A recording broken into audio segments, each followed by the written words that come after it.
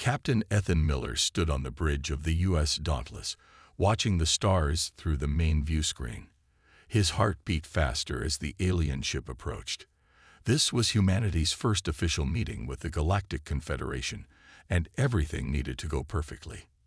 "Sir, the alien vessel is hailing us," said Communications Officer Judy Ellis. Her voice was steady, but Ethan could see the excitement in her eyes. "Put them on screen," Ethan replied, straightening his uniform. The view screen flickered, revealing a tall, blue-skinned alien with multiple eyes arranged in a circle around its head. The alien spoke, its words translated by the ship's computer. "Greetings, humans. I am Ambassador Krell of the Galactic Confederation. We welcome Earth to the interstellar community." Ethan smiled and stepped forward. "Ambassador Krell, I am Captain Ethan Miller of Earth.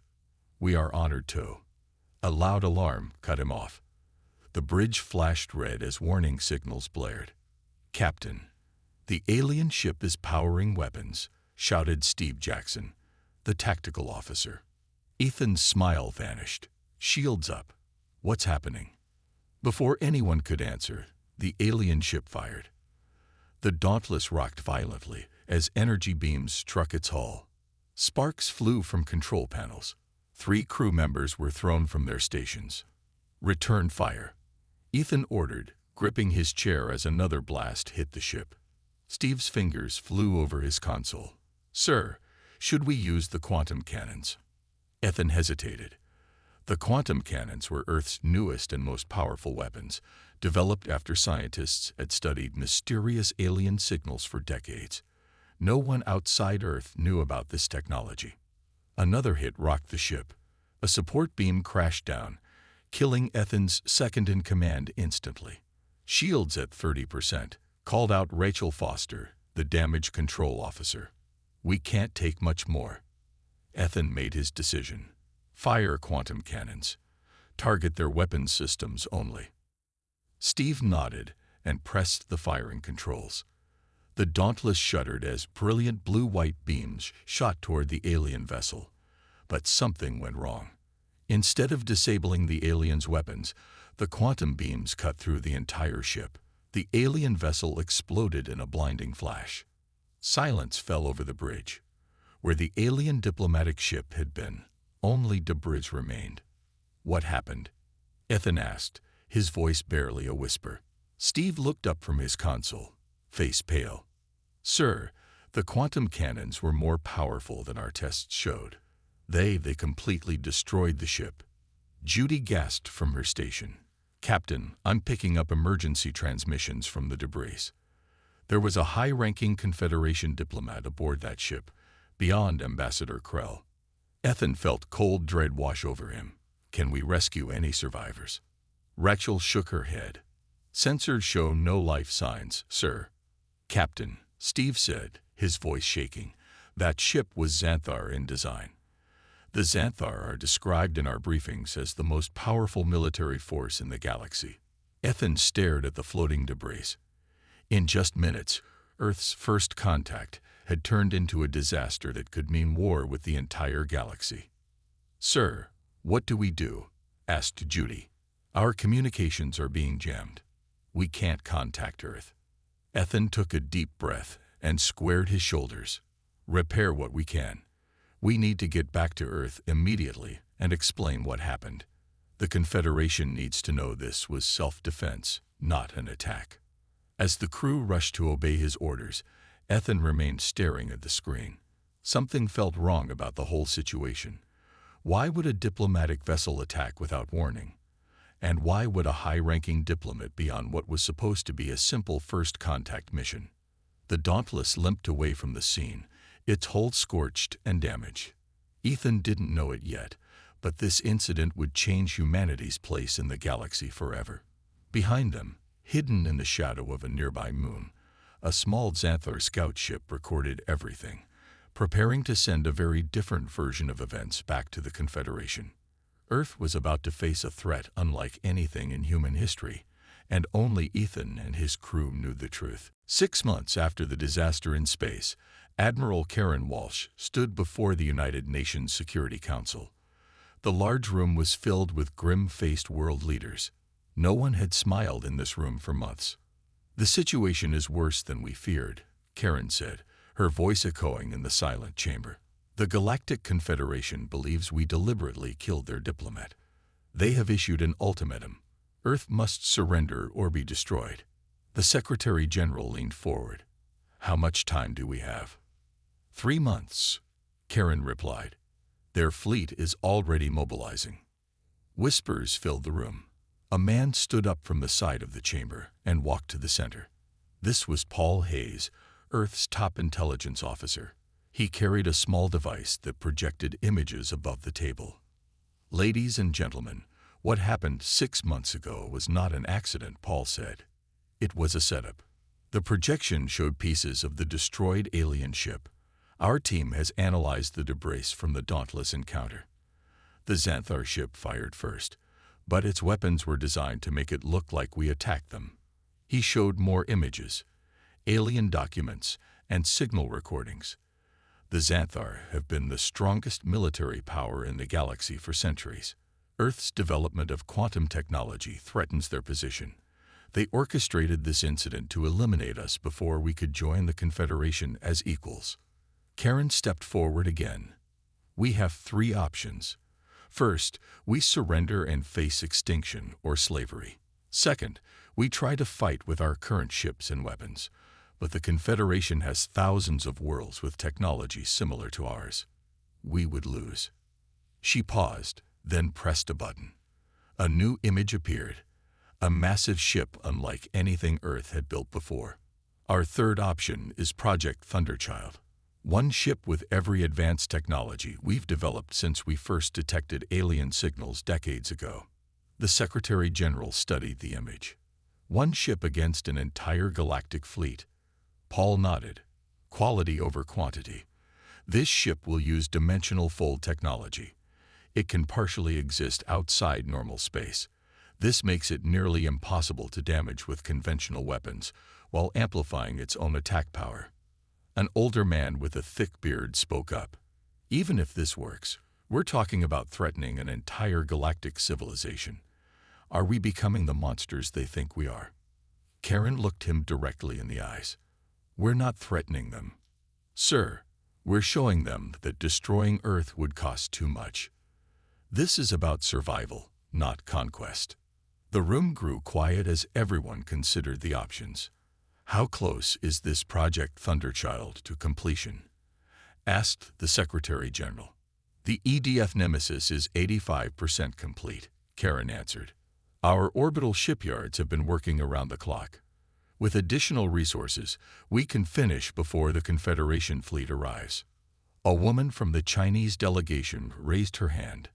"And if this fails?" Paul's face darkened. "Then humanity fought to its last breath instead of surrendering on its knees." The Secretary General called for a vote. One by one, the council members voted. The result was unanimous. "Project Thunderchild is approved," the Secretary General announced. "Admiral Walsh, you will oversee the completion of the Nemesis. Mr. Hayes, continue gathering intelligence on Confederation movements."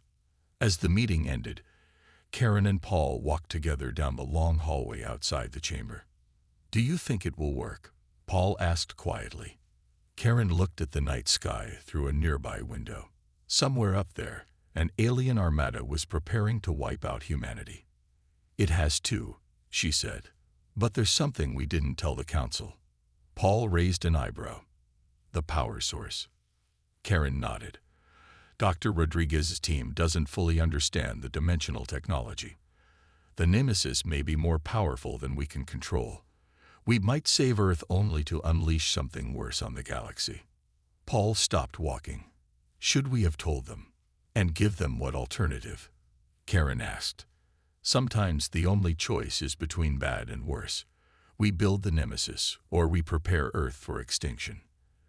They continued walking in silence, both knowing that humanity's fate now rested on a ship whose power might be as dangerous to its creators as to its enemies. Chief Engineer Olivia Grant floated in zero gravity beside the massive hull of the EDF Nemesis. Earth's orbital shipyard buzzed with activity as workers rushed to complete the vessel. From end to end, the Nemesis stretched 3 miles long, its dark metal hull gleaming under the work lights. 30 days left, Olivia said into her comm unit. We need to finish the dimensional fold drive by tomorrow. Her assistant, Ben Kelly, checked his tablet. The power couplings are still unstable. Dr. Rodriguez says they need more testing. Olivia shook her head. We don't have time for more tests. The Confederation fleet will reach our solar system in less than a month. She guided her jetpack to a large opening in the ship's central section. Inside, a team of scientists worked around a strange device that seemed to bend the light around it. This was the heart of the Nemesis, the dimensional fold drive. Dr. Alan Rodriguez looked up as Olivia entered. His face showed the strain of working nonstop for months. We're ready for the first full power test, he said, wiping sweat from his forehead. Olivia checked the safety protocols on her tablet. Everyone clear the chamber. We'll monitor from the control room. As the team filed out, Alan stayed behind for a moment. Olivia, I need to tell you something. The calculations show that when activated, this drive will create a bubble of altered reality around the ship. Weapons fire coming in will be redirected into somewhere else. That's the whole point, Olivia replied. Alan frowned. Yes, but we don't know where somewhere else is. And there's more. Our weapons will be amplified by passing through this bubble. A single shot from our main cannon might destroy an entire moon. Olivia stared at the drive. The Confederation is sending 1,000 ships to destroy Earth. We need this kind of power. What if it's too much power? Alan asked quietly. Before Olivia could answer, an alarm sounded. Admiral Walsh was calling an emergency meeting. In the shipyard's conference room, Lieutenant Maria Collins stood before a group of men and women in uniform. These were the 500 crew members selected to operate the Nemesis. You are the best Earth has to offer, Maria said. Her voice was firm despite her young age. At 29, she was the youngest training officer in Earth's defense force, but her skill in space combat simulations was unmatched.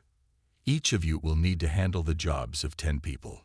You will work with experimental systems that no human has ever used before. Half of those systems might kill you if you make a mistake. A young man in the front row raised his hand. Lieutenant, is it true the Nemesis can destroy an entire fleet by itself? Maria's expression didn't change. The Nemesis is the most powerful warship ever built by humans. But remember our mission. We're not trying to win a war. We're trying to prevent one. We need to demonstrate enough power that the Confederation backs down. Admiral Walsh entered the room, bringing everyone to attention. At ease, she said. I have news. Our deep space sensors have detected the Confederation fleet. They've increased their speed and will arrive in 15 days, not 30. The room went silent. Dr. Rodriguez, Walsh continued, can the dimensional drive be operational in that time frame? Alan hesitated. Yes, but without full testing, there are risks. What kind of risks? Walsh asked. The drive creates a field of altered reality around the ship. In theory, it makes us nearly invulnerable while amplifying our weapons, but the energy has to go somewhere. We could be opening a door to something else. Walsh looked around the room at the faces of Earth's last hope. We launch in 10 days, she decided. Ready or not? As the meeting ended, Olivia returned to the dimensional drive chamber. She placed her hand on the strange metal surface that seemed to shift under her touch. Please work, she whispered. The entire human race is counting on you. Captain Frank Murphy stood on the bridge of the Nemesis, his hands clasped behind his back. At 53, he was the most experienced space captain Earth had to offer. He had commanded 5 different ships during his career, but nothing like the Nemesis. All systems ready, sir, reported his first officer, Linda Reed. Dimensional fold drive is online. Frank nodded. Begin the jump.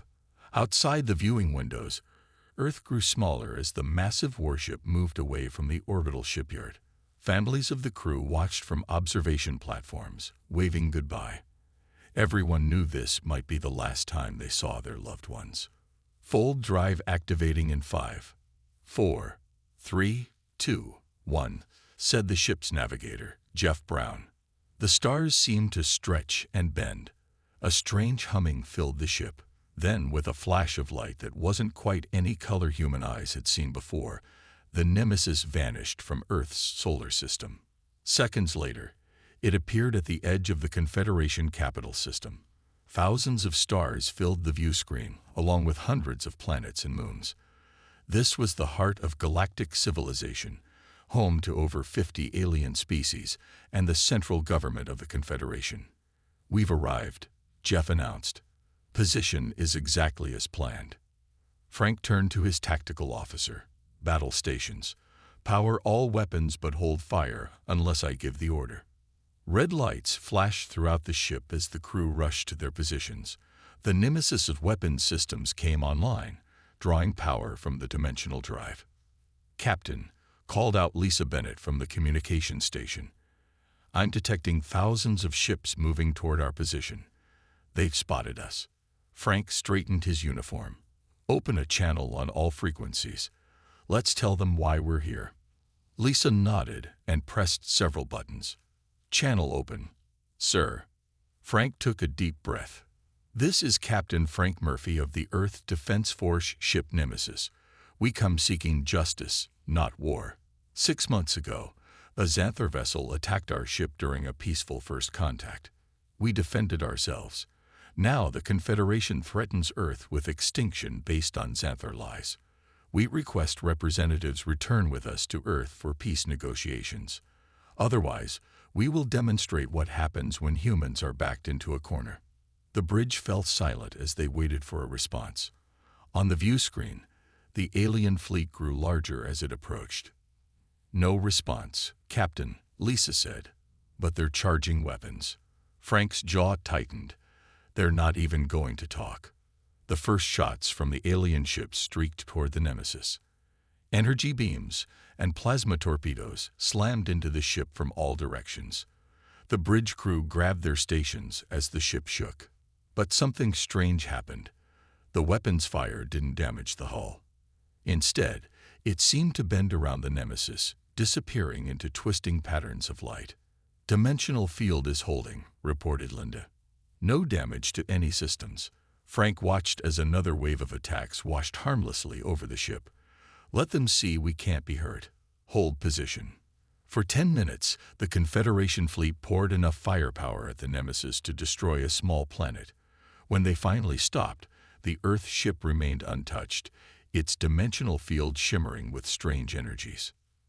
"Now," Frank said, his voice calm but firm, "we show them what we can do. Target that uninhabited moon." One shot from the main cannon. The weapons officer, Gary Clark, entered the targeting commands.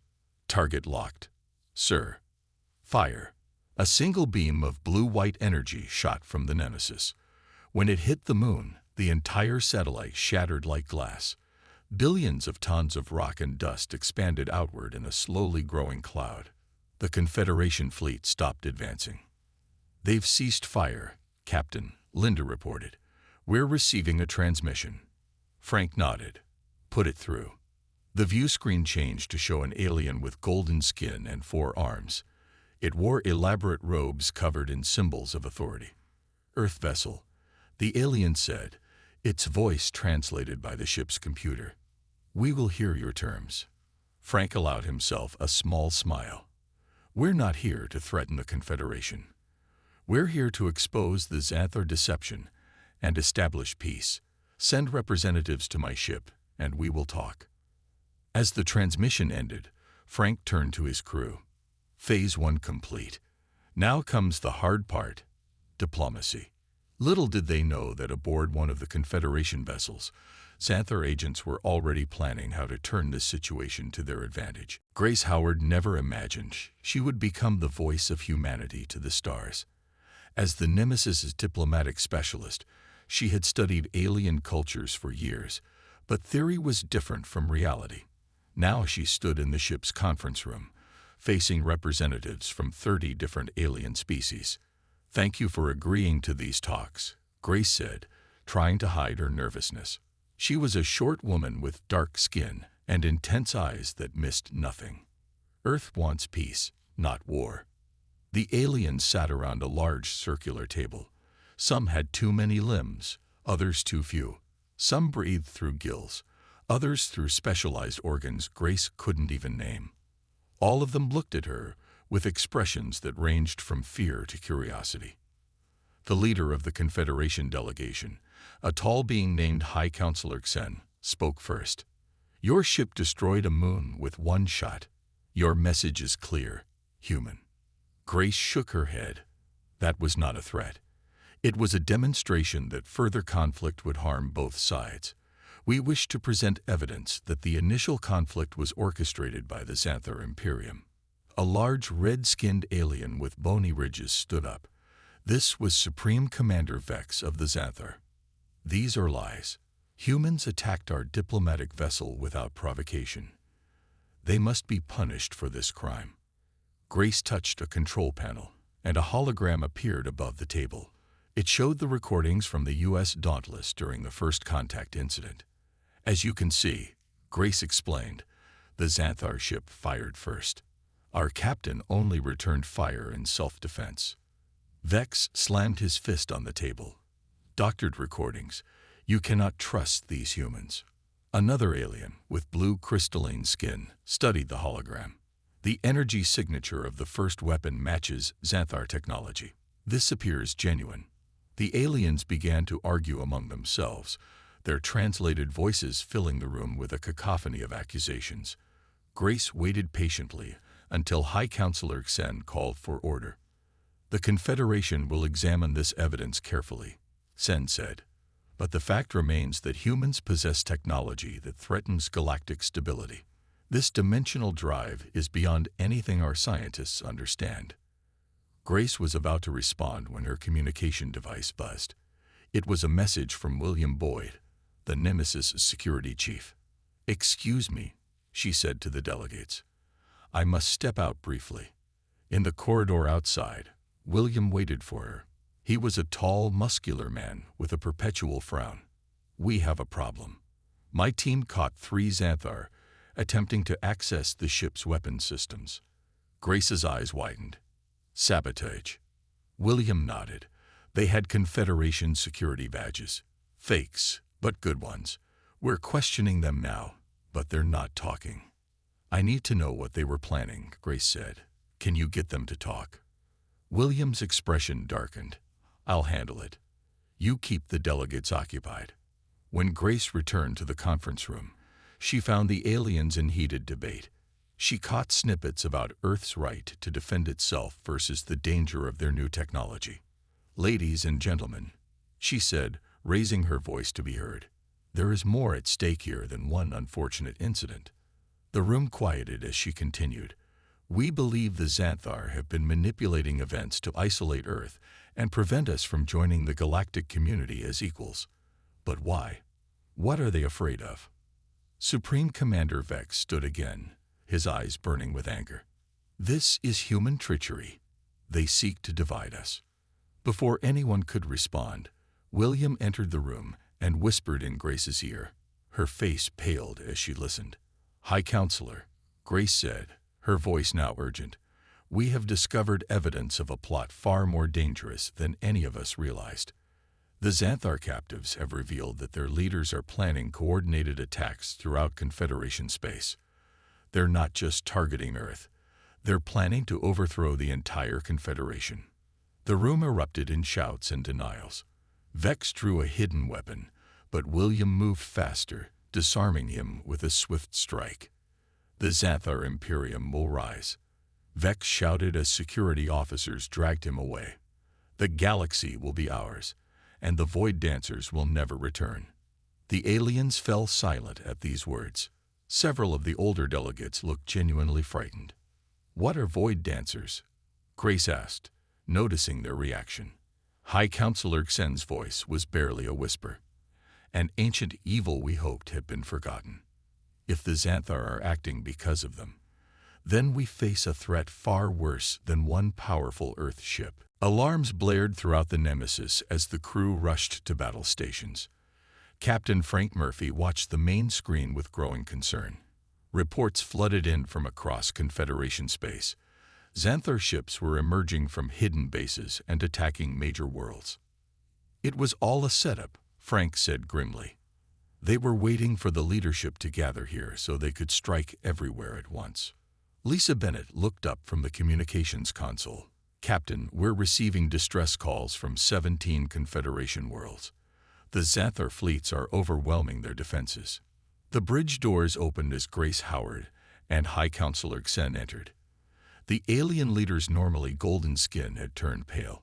Captain Murphy, Xen said, the Confederation needs your help. The Xanthar have revealed their true plan. They mean to conquer us all. Frank nodded.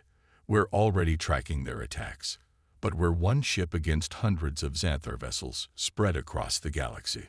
Tactical Officer Daniel Kelly, who had been studying the attack patterns, stepped forward. Sir, I have an idea. The dimensional drive doesn't just make us nearly invulnerable. It might let us be in multiple places at once. Everyone turned to look at him.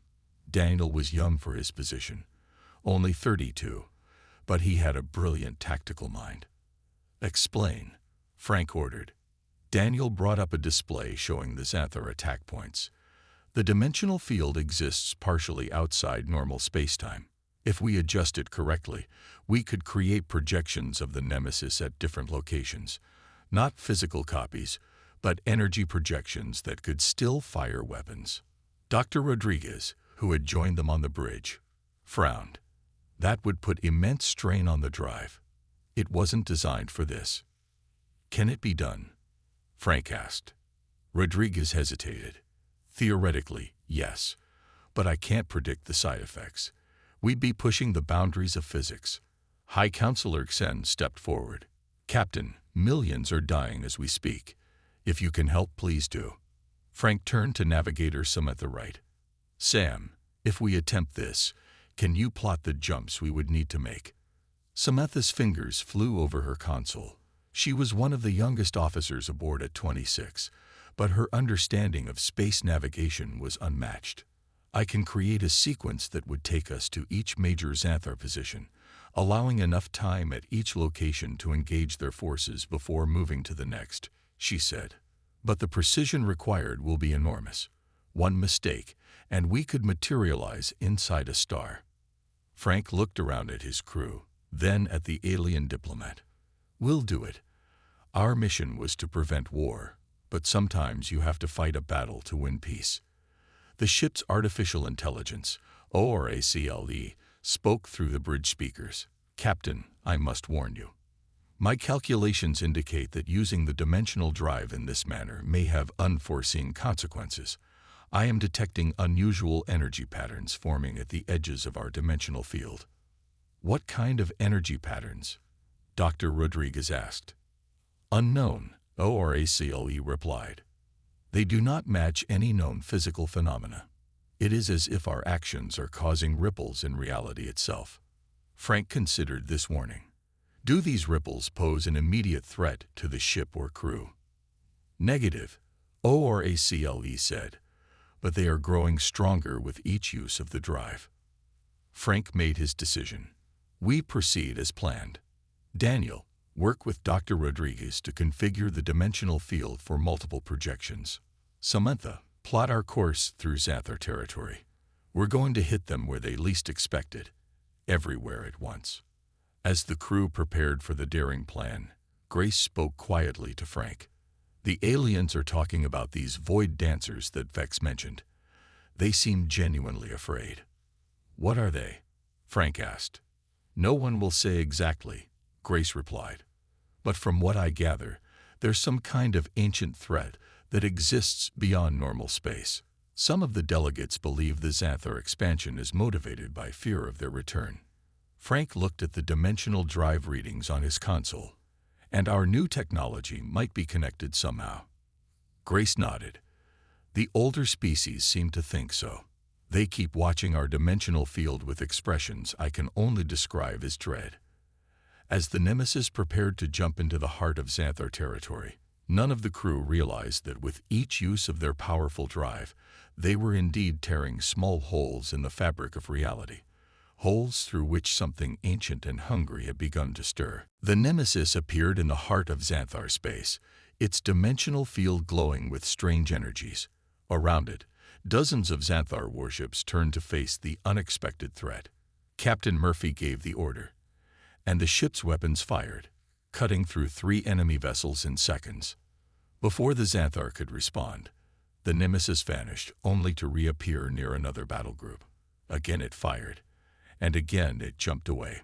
In the ship's science lab, John Peterson worked frantically to understand what they were facing.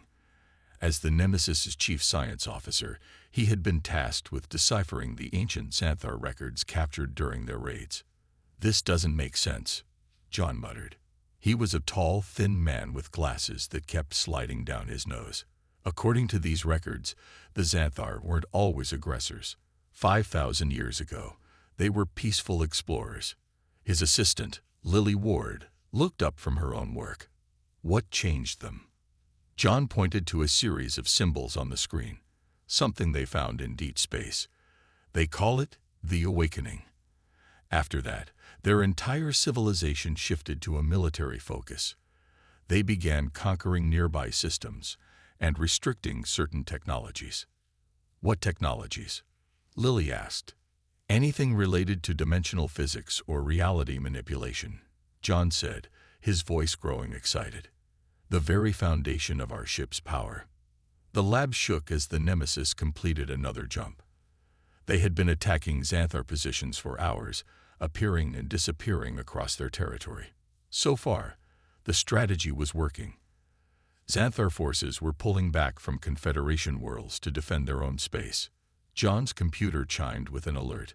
ORACLE has found something in the Xanthar language database.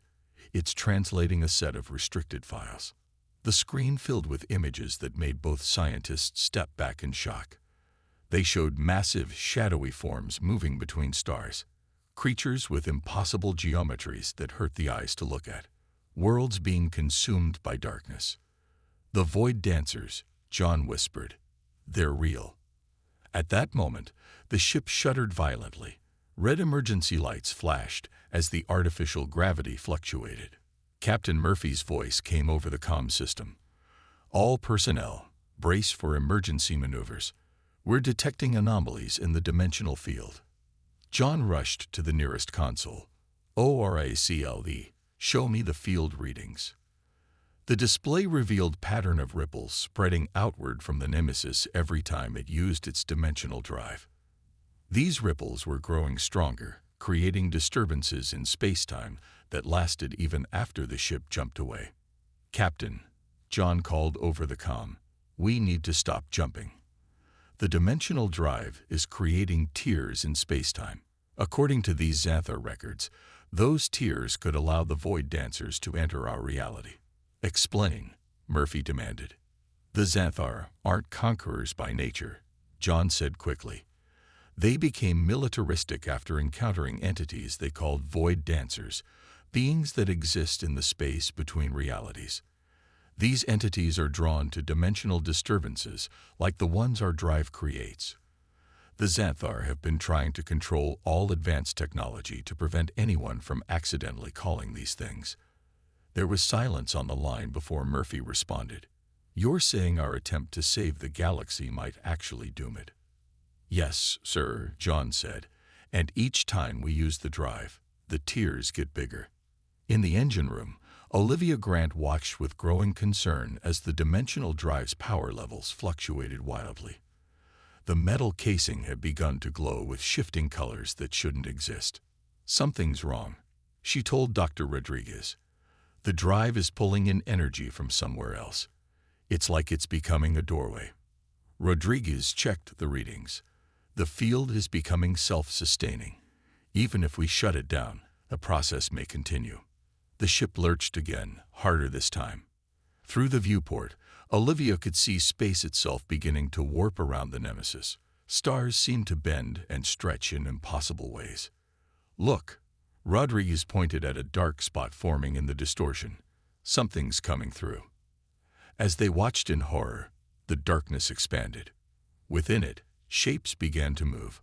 Vast, alien forms that made no sense to human eyes. The Void Dancers had found their way in, drawn by the Nemesis dimensional technology.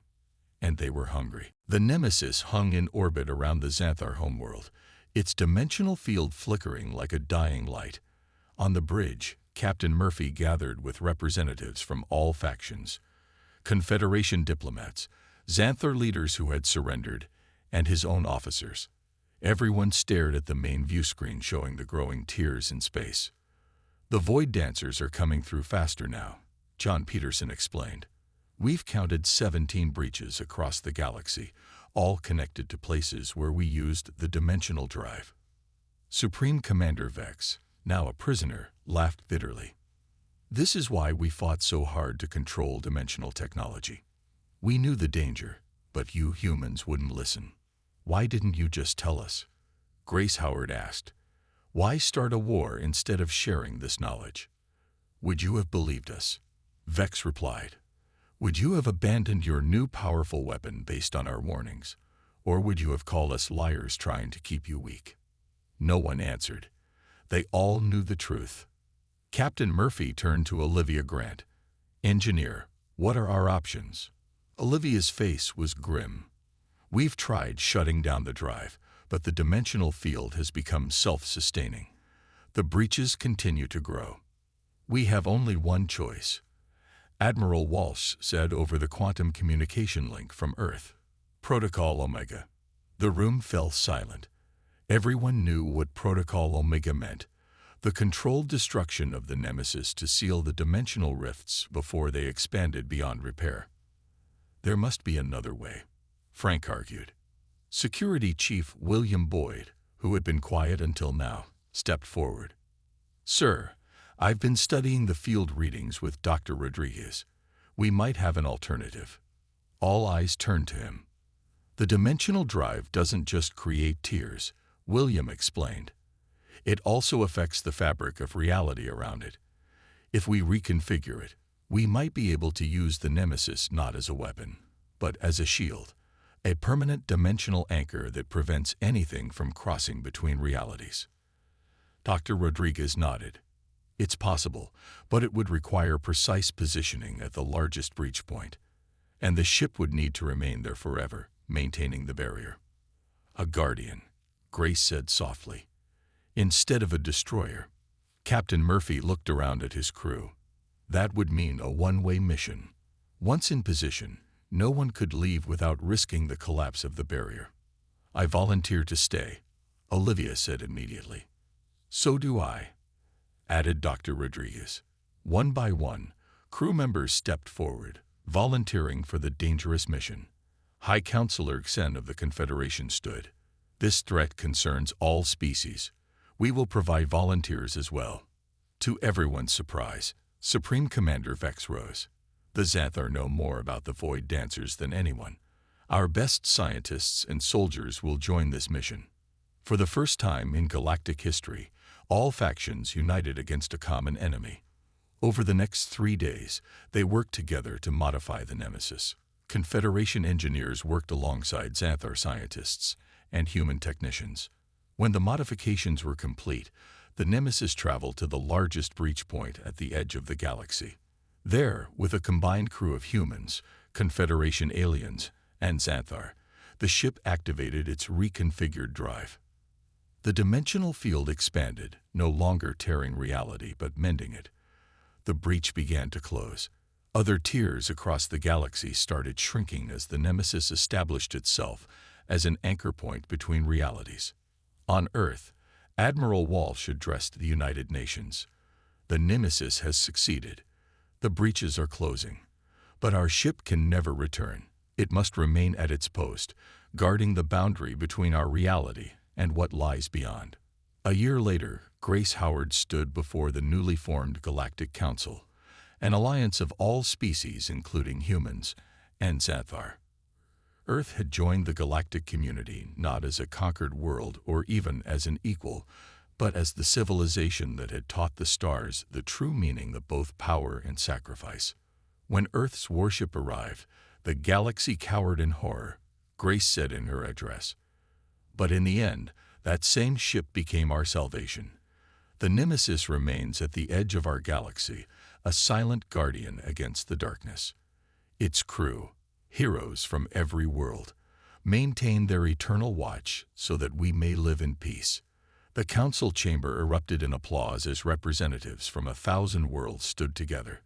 Above them, a new symbol had been placed, the silhouette of the Nemesis surrounded by stars, a reminder that even the most feared weapon could become the greatest shield.